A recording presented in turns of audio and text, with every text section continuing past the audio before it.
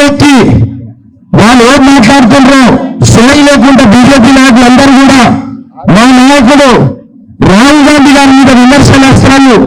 వాళ్ళు వేస్తున్నారు కాబట్టి కాంగ్రెస్ కార్యకర్తలందరూ కూడా దేశవ్యాప్తంగా ఈ బీజేపీ నాయకులందరినీ కూడా హెచ్చరించే విధంగా మేమందరం కూడా గాంధీయ మార్గంలో మేము నిరసన ప్రదర్శనలు చేస్తున్నాం.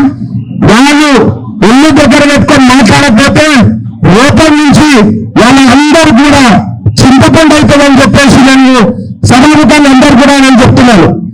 ఈ రోజు ఇందాక నిన్న ఒక తన్విందర్ సింగ్ మార్లా అని ఒక మాజీ శాసనసభ్యులు ఆయన రాహుల్ గాంధీ గారి గురించి విమర్శిస్తూ వాళ్ళ నాయనమ్మకు ఏ గతి పట్టిందో వీళ్ళకు నమ్మగతి పడుతుందని రాహుల్ గాంధీ గారి గురించి అడుగుతున్నారు.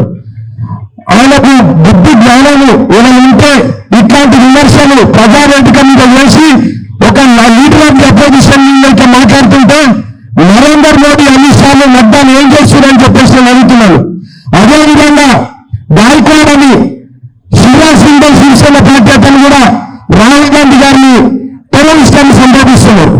ఇంకొకటి పంజాబ్ లో ఒక దిట్ట అని చెప్పేసి ఒక శాసనసభ్యులు ఒకసారి కేంద్ర మంత్రి అంటాను ఆయన ఎవరైనా కూడా మాకు తెలియదు కానీ ఆయన కూడా ఇంత విమర్శలు సస్తం చేస్తున్నారు. ఇంకొకటి డాన్స్ ఆడుకుంటా ఏమో బీజేపీ పేరు ఎంపీ అయ్యి ఈరోజు కంగనా రావత్ కూడా రాహుల్ గాంధీ గారి గురించి మాట్లాడుతుంటే దేశ ప్రజలందరితో సిగ్గుతో తలంచుకునే పరిస్థితి వచ్చింది. ఆయనకు ఏం మాట్లాడుతున్నా ఆయనకు కూడా కొంచెం కూడా అక్కర్లేదు.